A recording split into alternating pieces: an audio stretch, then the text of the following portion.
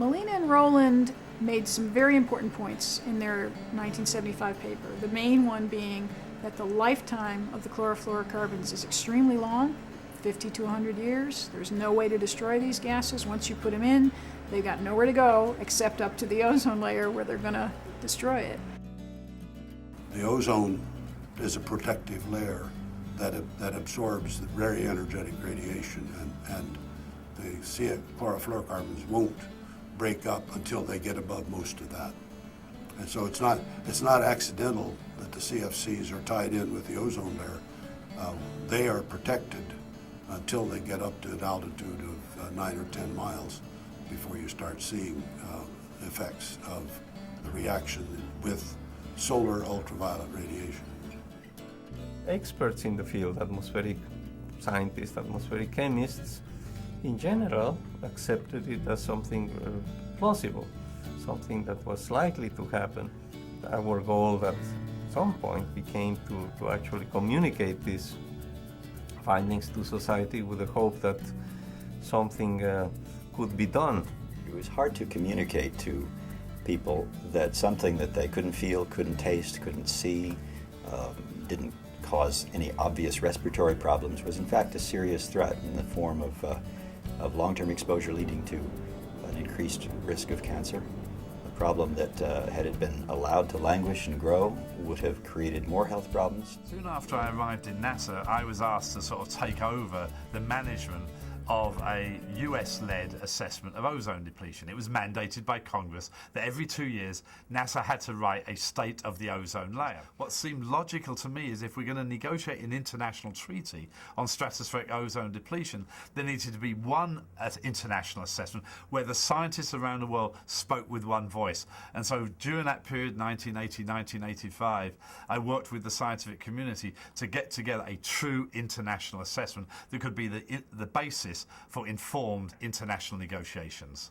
You know, as I look back on what we did in implementing the Montreal Protocol, I think it is probably one of the most successful cooperative efforts that I have ever seen between, in this case, a regulatory agency, the EPA, a regulated agency, the Department of Defense, the NGOs, their suppliers, and their counterparts in other countries.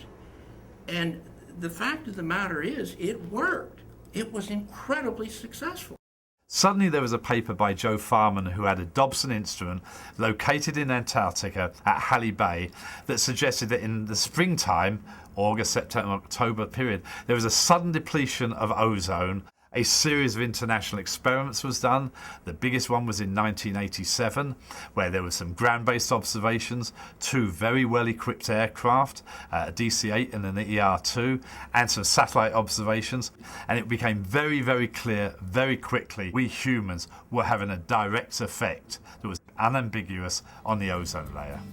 I have to say it was tremendously exciting to go to Antarctica. You know, you realize when you're there how incredibly remote and beautiful and untouched the place is. And it's so ironic to sit there and watch the ozone layer disappear. Well, I think the key development in industry was when the DuPont company, which was the major U.S. manufacturer of chlorofluorocarbons, an $800 million revenue item, by the way, for them, when they concluded that the scientists were right. The Montreal Protocol was signed in September of 1987. It was shortly after that that the results of the Antarctic aircraft expedition came out, and the decision was made on Friday afternoon, 3 days after the release of the report, that we would commit to a total phase-out of CFCs. It was the first time I had ever seen companies come together on something that if they withheld information and kept it proprietary, it would give them a competitive advantage. I think the number one lesson is you have to have really good science. It has to be done extremely carefully. It has to be verified by multiple sets of observations and by multiple different models.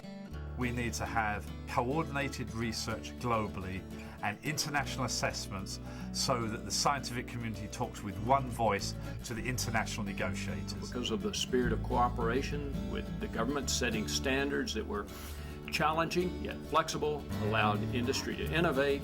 Industry came forward, and everyone worked together to make this happen. I think the intersection of science and public policy is a lesson there.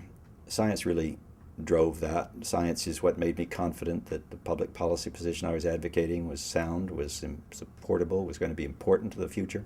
We have a substantial scientific establishment, and they were right on this issue, it turns out.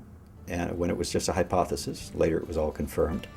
And I think the same is true on climate change. Now we're getting not just computer models, but observations. So there's every reason to follow the same course, listen to the same scientific opinion.